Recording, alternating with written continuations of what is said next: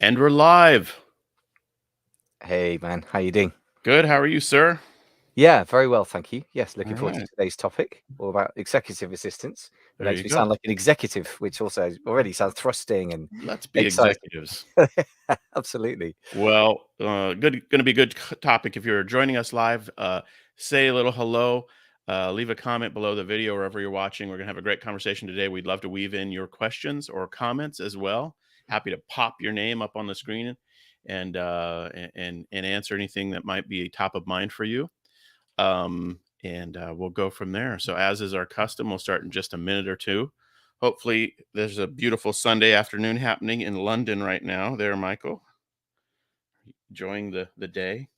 Yeah, Tell us about Sunday. Has it been nice? Sunday hasn't been nice. It's been cold and it's been grey, but it hasn't been raining. So in London, I guess that counts as good weather.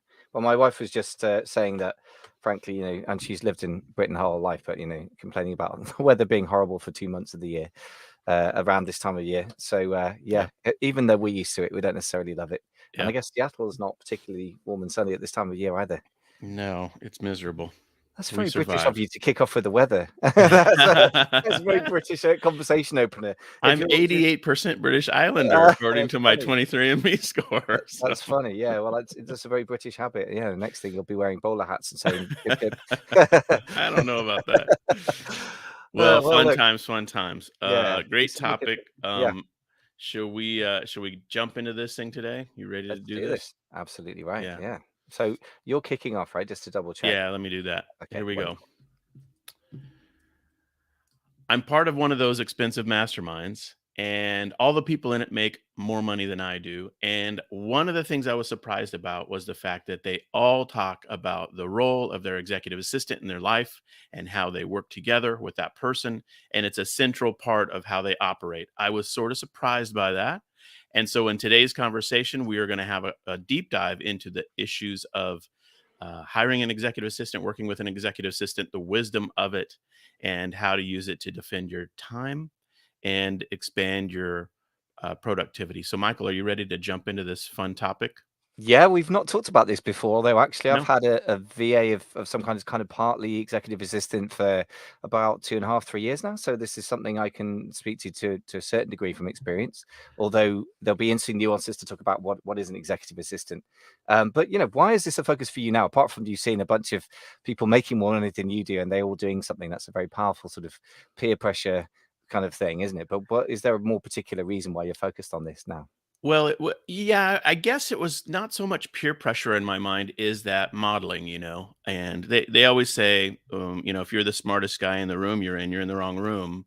And part of joining that mastermind group this last year, it's a strategic coach. It's Dan Sullivan is the guy behind it. Great program. Many top, internet entrepreneurs are part of it. And it was fun to join, and it's been interesting to be a part of it. And so I'm trying to understand how other people have scaled and done successful, growth of their businesses.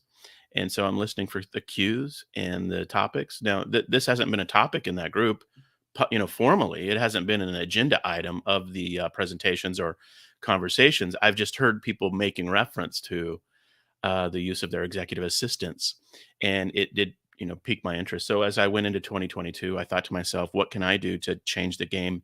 We've seen tremendous growth in our business this last year and in our charity, and we that it's awesome to see that happening, but I'm stretched for time, and I'm trying to figure out how do I get better at time management? How do I get better at um, being more productive and to make sure that I don't start to miss things?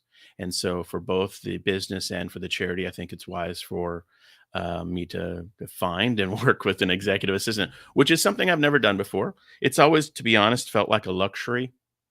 Maybe something like a little bit of, the executives have the executive assistant and they do all the traveling and speaking. And who am I to have such a helper in my life? And so it's felt a little bit, I guess maybe I have issues there. I don't know, but it's felt a little bit like a luxury or something. And so never gone down that path before. And so there you have it. That's kind of the thinking behind it. Yeah, interesting. I guess it sounds like this is about the fact that it's a subset of time management, first of all. So you said productivity and not missing things. So there's sort of carrot and stick reasons for it, right? Productivity Hmm. increased, more output, feel good. Missing stuff, feel bad. Good reasons to get one as well. So I guess this is kind of a subset of what we were discussing last time, wasn't it? Because we were talking about time management and Hmm. protecting your time. And I guess this comes in focus on the system, which is one of the things we talked about, isn't it? Growing a system so that we can take ourselves out of day-to-day operations, and also maybe a little bit, depending on how the quality of the person you hire, eliminating your involvement in decisions. And I certainly, that's something I'm busy trying to work on with my assistant right now, is to get myself out of day-to-day micro decisions. So let's plunge into this. I mean, the first thing I guess we've got to do is define our terms. Yeah. What do you mean by executive assistant? Is that the same as virtual assistant? Is that different from personal assistant? How are you seeing that? Yeah, it's a great question. I think I'm thinking through the specific duties, I guess. Whether it would be called a personal assistant or an executive assistant, I guess, is debatable.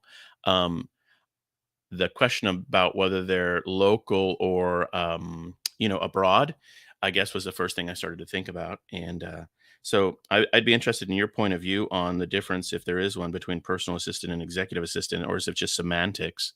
And But I guess we could talk through kind of the duties and responsibilities.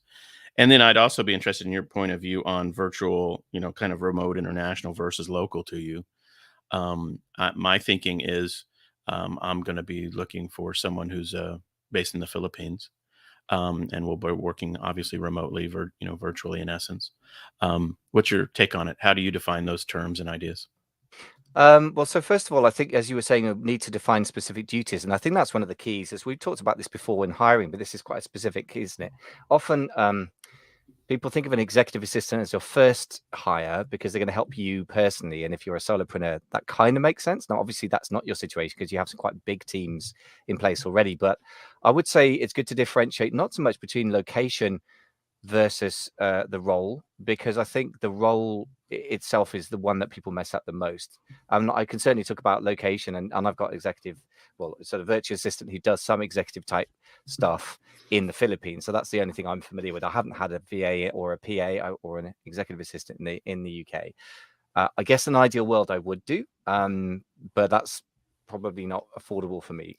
Um, I would say the most important thing is to define the fact that an executive assistant or personal assistant, I think, is similar, except executive sounds grander because it implies that you're the executive, right? But apart from that, semantics, I do think there's a difference between that and a general virtual assistant. A general virtual assistant for me is somebody who plugs into my business and may or may not help me with my personal tasks, which is more or less what I have with my guy who does that, and some marketing stuff and some journal stuff, including a little bit of personal assistant stuff. Whereas I think a personal or executive assistant is there to help you personally manage your diary and in short, not miss things and be more productive, to your points. So I think there's a bit of a subtle difference between a PA or a Okay. VA, sorry, executive assistant versus a general virtual assistant, in my opinion. Okay. Yeah, I mean, I guess I see it as, if you're a kitchen table entrepreneur, e-commerce operator, or whatever, and you hire someone for the first time, you would Mm. call them your virtual assistant. And they Hmm. maybe they do, they're jack of all trades, master of none. They do anything you Yeah. can hand off to them elegantly. So I guess that's the difference between the role I'm in, where I have executive teams actually and senior partners in both a corporation and in a charity. And so I'm not in a situation where I'm solopreneur. So I guess it would be more a personal assistant or an executive assistant. Yeah, I think that's the demarcation that makes sense. Yeah. Yeah. So let me ask you about your plan and what do you hope to be the Mhm. outcome? I mean, first of all, what do you hope to be the outcome? Let's define that a bit more. You were saying more productivity, less missing things, but let's dig into that. Yeah, thanks. This is like a therapy session. I love it. Tell You're me being more my about your executive mother. coach right now. It's so great. It's awesome. Sorry, I didn't mean to interrupt you. Go ahead. That's exactly. I was just asking, really, what is it you're trying to achieve? Yeah. Well, so I think there's uh, two or three top of mind tasks that came to my mind when I started to think about this. The first one is inbox. I currently have, at the moment, I'll tell you the exact number, 78,528 messages in my one email inbox. My second email inbox, I have 7,569 emails. So that one's not as bad at all. And those are just my two primary emails that I use. So that's one thing. The other thing is calendaring and scheduling, and making sure that I'm optimized in terms of my calendar. The third thing would be travel. I have a growing slate of trips scheduled for 2022 as we come out of COVID, and we think we have opportunity to travel both domestically and abroad. I want that to be a primary focus. And then I would say the fourth thing is sort of a nuanced thing, but it's sort of unique to our business, I guess. But many, I guess, business owners would have this situation, and that is relationships, cultivating relationships, and staying in touch with clients and former clients, prospective clients, that whole type of thing. So, in essence, because of the consultancy that we run as part of our business, making sure that people feel connected and that they're reminded of who we are, what we do, what we can do for them, and we're blessing them with, gifts and books that might make sense, that kind of thing. You know what I mean. So that kind of outreach program to prospective or former clients, that type of work. I think I've just felt like there's value there that I just don't have the time to do it. But I know it's nice. It's nice when that happens to me, when my, CPA sends me something, or when, I get another box of books from Strategic Coach, that kind of thing. And I see those models and I say to myself, there's wisdom there. It just takes time and effort to sort out. Yeah, that makes sense. Well, I can speak to a couple of those. I've got I would guess, in Amazing FBA. So I guess I'm basically in that business of solopreneur. They have sort of halo of people around it, but full time got a general virtual assistant slash content marketing assistant. But actually, he does perform a couple of those roles. I can tell you that the inbox management is something I've been really pushing him hard on recently, and there's something like 2/3 of messages that can be dealt with by him pretty much within the next while. Sorry about the camera issue. I don't know what's going on with my phone. No worries. There you go. I'm There back. you go. So let's do that again. For my talking of people who are doing content marketing, Jai, who was one of my assistants before, will be editing this. So let's do that again. The the inbox triage thing is really big because I find emails soak up a lot of my time and just kind of annoy me and are sort of very distracting because they don't relate to a particular topic. So they're kind of my least favorite task. And so I'm really pushing my VA at the moment to get them off my plate. And it's quite Yeah. tricky because Yeah. it depends on the nature of your business or charity in your case. But actually, you can find there are like 30 different subtypes of tasks, or 40 or 50. And I've really tried to chunk it into bits and gradually train him, sort of going through it week by week with him to sort of tease those into categories, to come up with SOPs, and how also to try and develop his common sense, which is where I think an executive assistant needs to have more more understanding than Mm. merely a VA, and that develops over time. So I'm saying to him, look, I want us to get to the point in 2 months' time where you make the decisions, and there are going to be some mistakes made, but that saves me enough time for me to be able to help, Yeah. put up with that. So that's really worthwhile, I think, and I've already seen the benefit of that. So it's definitely worthwhile. No, I think that's a huge one for me. I this last year, I would say that was one of my weaknesses. I've had important emails go unseen, Yeah. and then I've seen a ton of junk. Yeah. I'm 78,000 seeing the messages. wrong thing and not seeing the important, Yeah, important thing. when you So said that number, I mean, wow, I definitely think you need to hire somebody and focus them on your inbox for a while. So yeah, that's quite a scary number. The other thing I would say is yeah, that I don't know if it's unique to you cultivating relationships. I mean, it's not quite the same thing as client relationships, which I keep intending to send out books to my best clients, and I don't get around to it. So I hear you on that one. But also, we do have a pretty good way now of keeping in touch with guests for the podcast and prospective guests, which is a similar task. hmm Um, so I would also say that's great value in that because it does save a lot of time, and there's nothing you can't outsource about most of that stuff. So okay, that's what you're wanting to achieve. What's your actual plan to actually, get this wonderful person that's going to sort through 78,000 emails in their first week? yeah, right, exactly. So I've already started to look on onlinejobs.ph. I have a team leader for our Philippines-based team, and that she's amazing, and she's helped do the recruiting process previously for team members that we've added through kind of managing that process of online jobs ph, the job posting, the screen of resumes, and then the setup of the interview. So she sort of served as a recruiter in that role, if you will. And so I'm going to kick things off with her I already started to just look, and of course, there are just tons and tons of people with great backgrounds, ready, willing, and able to work in an executive assistant or personal assistant role on onlinejobs.ph. I think it's the go-to place if that's going to be the approach. And just, at first glance, I'm like, okay, there's obviously just, a huge number of prospective candidates here. And I think we'll kick that off. Our process generally has been that we kick it off. She reviews all the resumes and narrows it down to like 3 people for interviews. Then she does a first pass interview, and then I would do, the interview second pass of the interview, and then we make the final decision. So that's the one part. I'm also just researching how best to do this.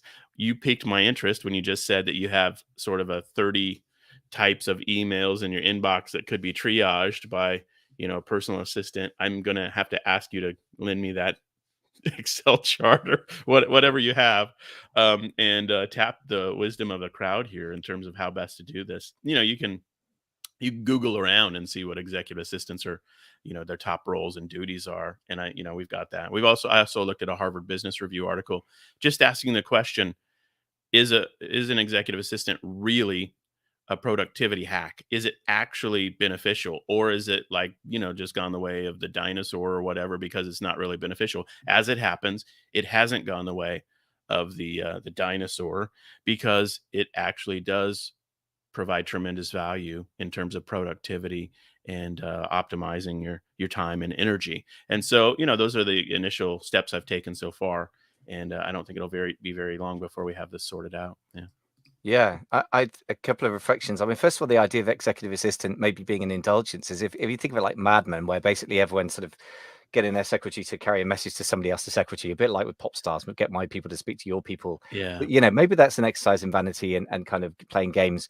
I would say though, and this sounds like an exercise in vanity and games, and maybe it is, but a necessary one. It's a positioning tool. Having somebody able to speak to you directly, or rather you reply to them, 4 months late with apologies, rather than speak to your assistant who will then set up a time for you, just comes across as more professional and puts a value on Yeah. your time to people that approach you. And although that's partly about appearance in your case, and I guess I would argue in my case that it's no longer about appearance, it's really actually necessary, because Hmm. otherwise we just can't Hmm. work in 20 hours a day. And so that's one thing. And about the recruitment process, just a few thoughts and responses.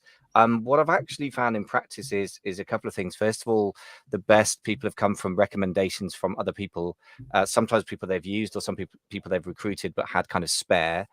Fellow e-commerce entrepreneurs actually had a referral from a Yeah. client. Yeah. They actually use professional HR recruiter, and I think that can be useful. I think the best people to know, how to hire a virtual assistant, whether they're going to be an executive assistant, whatever else, in the Philippines are VAs in the Philippines, especially if they have a PA background. So Yeah. my best hires have been by Filipino lady herself, who was my original assistant, passed on by a client Yep. who'd hired through a professional process, and then she's recommended a couple of people since. Yeah. So I that's worked totally well.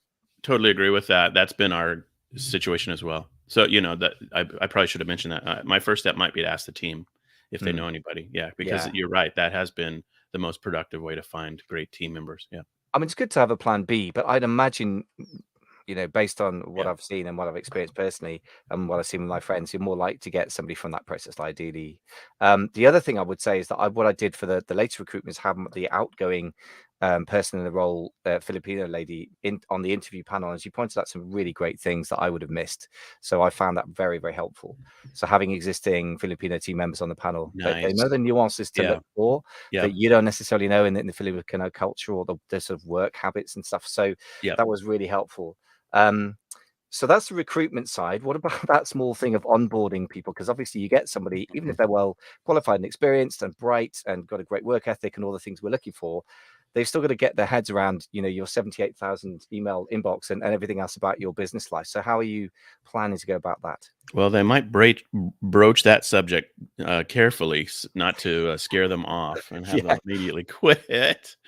Um, no, I think probably my hope is that hiring someone with good, solid experience will allow them to speak into the process a bit in terms of how best to approach the work. Sort of that who, not how. thing where I don't have to onboard them to something I haven't done before. They onboard me to something they've done before. And so I think there's some wisdom there. And then, the other reality is, I have a team leader in the Philippines for the team there that does in essence handle the things like time off requests and 13th month and pay issues, all that kind of stuff. And so that would continue to be the case. They'd be a part of our team that's based in the Philippines. So that uh, you know team leader would be in essence the point person and would help with a lot of onboarding and orientation in terms of our corporate style and approach and all that. So that'll be helpful in that regard. And then beyond that, I guess I'll be learning as I go, tapping the wisdom of the crowd and asking, people like you and other people who I partner with, how best do you approach this topic and, pro tips, that kind of thing. Yeah, that sounds good. I mean, the only thing I would say is, and I'm not a person who's a great example of this because I've made this mistake, so I can feedback my mistake of going with a similar thought to you in that way. If you've got some people you can onboard them onto your sort of the business in general and the culture, that's going to really, really accelerate things. But nevertheless, I think going in hoping the VA is going to define the job, I've found personally anyway, not to have worked so well for me. And Sure. I've Yeah. gradually realized that it's my job to define Sure. the job. Now, it does depend who you hire and how organized your business is. Your business probably way more organized with your team leader in place than my activities have been. So in which case, it's easier for them to figure out what they should do. But my thought would be go and talk to these guys in your expensive mastermind. That's kind of the point of being in one, isn't it? To go and Hmm. tap them and just say, right, get a bit of a survey. What do you guys use your virtual assistant for? And I would differentiate also between, and this is kind of teaching my grandmother to suck heads, but it strikes me that the outcomes you want are not the same as the tasks you want them to do. And that's not the same as how they perform the tasks. I think if you get real goal clarity, then to some extent it will become obvious what tasks are really worth doing. And I agree with the inbox thing, no Hmm. Hmm. question. Yeah. But that it can be that you can artificially limit yourself by thinking in an overly granular way, Yeah. rather than saying, I want this outcome. And then in order to achieve that, what tasks do I need to Yeah. give them? And then go No. and talk to your executive friends and see what they're doing, Yeah. Too right on that. I think they even have resources, trainings, and tips and that kind of thing already documented and well put together. I just haven't Yeah, tapped into them, but I think they're actually there yeah. inside the strategic coach community. Yeah. I'd imagine they So, would be. I mean, I guess that's the yeah. kind of point of having something like that. Yeah. So I'd Yeah. imagine that starting with the sort of almost a cookie cutter template and then tweaking it to suit the outcomes you want, rather Hmm. than getting obsessed with Hmm. particular tasks, I think is a great idea. Because having not done it that way, I can tell you it's a bit messy. So there you go. Yeah. All right, man. Great conversation today. Shall we put a bow on it and summarize here, and then and wrap it up? Yeah, sure. Do you want to go over any of the other sort of activities that you think a VA could Oh, sure. Yeah, yeah, an executive assistant? Because I can see we've got a bit of a list here, which looks like good ones for yeah. people listening. I mean, I think if you search around, you'll see the top activities for executive assistants: managing the executive schedule, representing the executive when they can't be there. Now, that would be interesting. I don't know that that would be a situation in my case, but whatever. Preparing and just managing documents, data, that kind of thing. Dealing with confidential issues and situations. Producing reports and presentations, really being and this is sort of old school, like, oh, can the boss do the PowerPoint presentations or not? That kind of stuff. I've no, this is like, okay, that's sort of ridiculous. Um, but somebody who could uh, polish up reports and kind of weed through them, data analysis, that kind of thing, and or keep something like a, a data studio or a dashboard Hmm. for the business updated might be an interesting angle. And then the things I mentioned aren't even on this list that I found, but the things like the inbox, the travel, details, and follow up with clients Hmm. and acknowledging people and that kind of thing. So there you have it. That's the list. Yeah. By the way, I found producing presentations, like, trust me, because you know what I'm like. I've done presentations for your groups. I think I generally, in the end, do a good presentation, but it's normally last minute. And I've used my VAs more than once to help me, fill in presentation. I've basically gone to bed and said, right, I've got 40 blank slides. Please go on Pixabay, choose some suitable images, Yeah. and upload them. So that can be, you know, presentations, things like that. Actually, I've Sure. found can be a great use of an assistant. Actually, Yeah. Yeah. one thing we haven't really dealt with is the whole thing of international versus local. We haven't really sort of Mm. delved into that. So is it worth talking about that? You mentioned the Philippines, so you made a decision that you want them to be international, not local, even though, you know, Yeah. possibly is that an affordability thing? Is it what's behind that? You know, it's a great question. I think it's a situational at this moment. We have an office building that we're remodeling that we're not in yet, and I don't see us being in it soon. Once we're there, we'll hire local, receptionist slash assistant role, and we'll be back in the in sort of traditional office, kind of environment. But we're not there right now. It's all the whole team's virtual everywhere.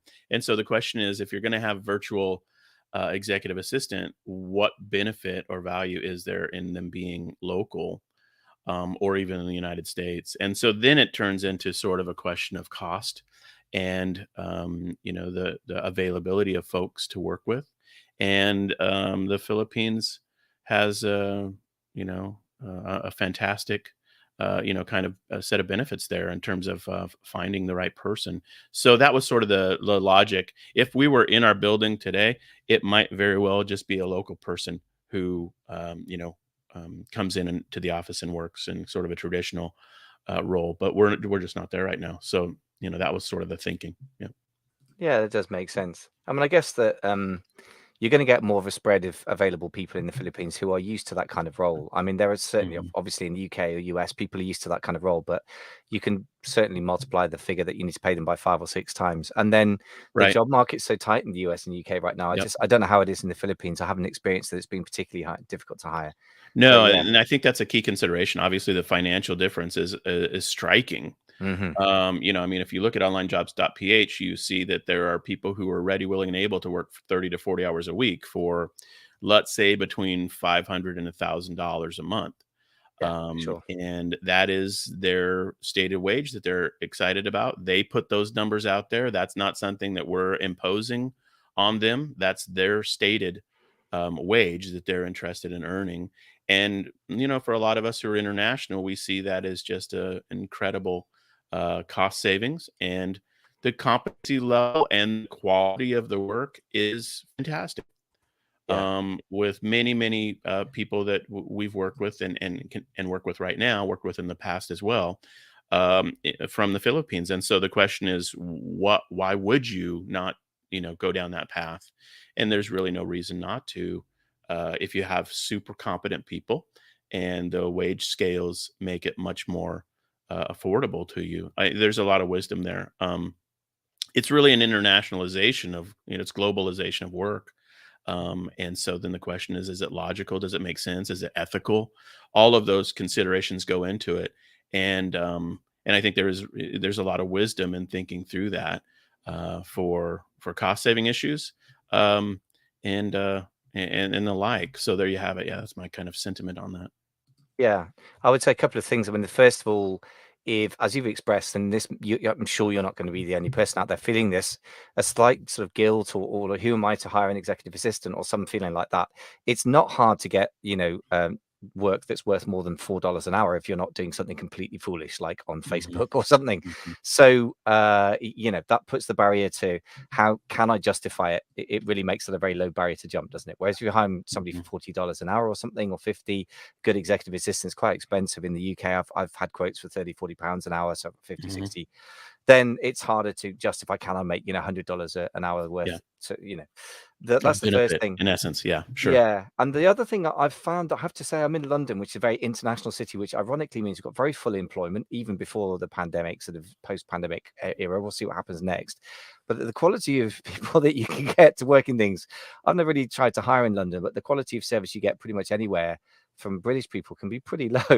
And that doesn't mean that the quality of service you get from really great British people isn't good, but you have to pay a lot of money for that. Whereas the Yeah, culture in the Philippines, they're geared to service and they yeah, understand American culture. So that's given that interesting. internet marketing is kind of Americanized anyway, it really helps.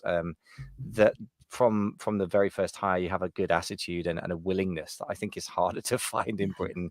And I Yeah. don't know how it is in America. That's just different again. You know? No, and the labor market in the US is insanely challenging right now. I mean, Yeah, there's sure. many businesses who are struggling to find people to work at any price point almost. It's like, they just keep escalating the hourly rate because they're not finding people willing to jump in and do the work.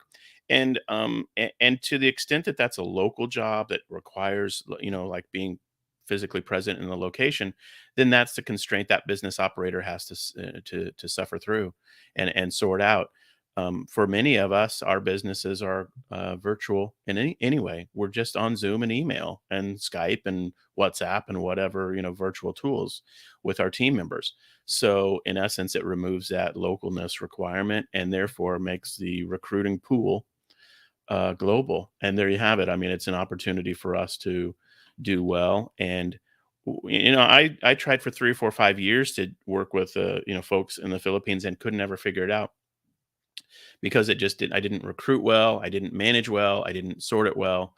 And then finally, in 2017, really in essence hired a team because I bought a company. And that team was a team of rock stars, and they showed me the ropes, and they showed me how to work with people in the Philippines effectively. And that has made all the difference in my thinking about this. And so, that it's been very, very eye opening and fun and interesting to learn how to work with a global team of people who are, high quality, high skill set, high talent folks who are ready, willing, and able to help you grow the biz. And it's just been an honor to do that and to work in that way since 2017, and so I'm looking forward to adding a team member in this regard, sort of in that form. Yeah. Nice. Well, this is an exciting moment. I'm really glad that you feel, you're worth it, as L'Oreal will say. I'm sure you are, and I think you're going to find that after the teething troubles, that inbox alone, man, I'm worried now. 78,000 emails. There might Please be an don't, offer please don't for. email me anything, Michael. It's really not helping if you email me.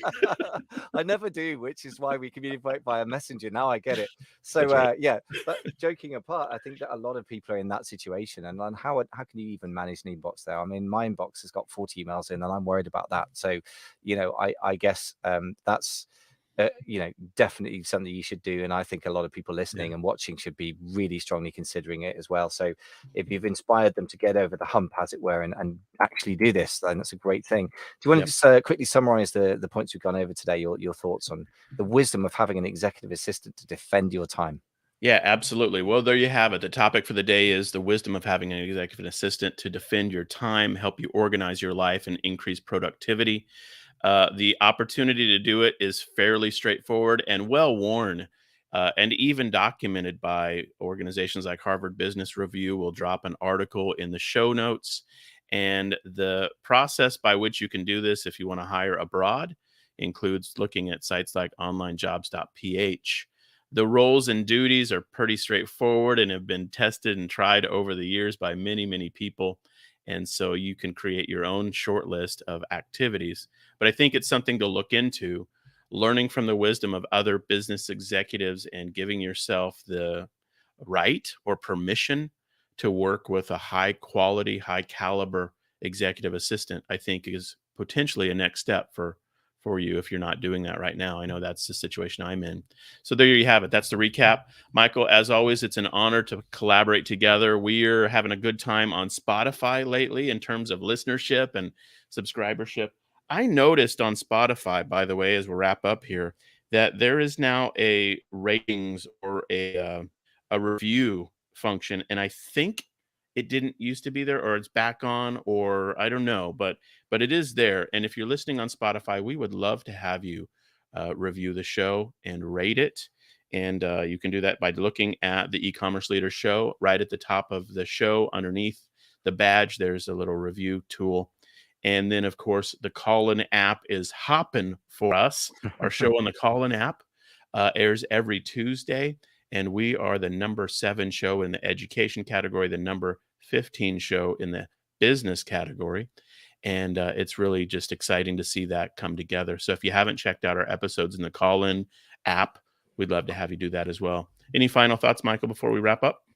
That's great. I frankly had missed that Spotify was doing a rating now, so that's very exciting because we seem to be doing particularly well on Spotify. So yeah, it'd Mhm. be great if you can give us a bit of a love. We're giving you the best we can give you for free, and don't forget Jason's a person that's earned goodness knows how much money, charged money through Udemy courses, books, and indeed one-to-one I and do charge money. Nestle coaching. You do charge money, so we're getting it for free. So all we're asking for is stars, really. Yeah. It'll take 30 seconds on an app, so that would be really fantastic. And yeah, the call-in show very exciting. We sort of jumped about 10x the number of people downloading and loading each show recently. So Yeah. yeah, come Yeah. and join that. Be on the cutting edge of an app when it's taking off, and experience that for yourself. Yeah, absolutely right. If people aren't familiar with that and we they haven't heard us talk about it before, it is an app that runs on your phone, and it's basically a combo of podcasting and social, where you can have people join your shows, you can listen live, the whole nine yards. It's sort of an integration of a social media app and the podcasting app. So go check that out, and then look for the e-commerce leader call-in show. We do that with Chris Green, Kyle Hamer, and then Michael and I, and it's a fun fast format. Usually the episodes are 15 to 20 minutes, and we just give you our hot takes on specific e-commerce topics. And I really like it. It's really fun to get people's top perspective real fast, and we move on and go from there. So there you have it, Michael. As always, it's an honor. Appreciate the chance to hang out with you and learn from you. In this case, to pick your brain on how best to do this. You coached me today, and I really, really appreciate that. So thanks, man. My pleasure. It's always a pleasure to talk to you as well. Lots and Yep. lots of learning. Bye, everybody.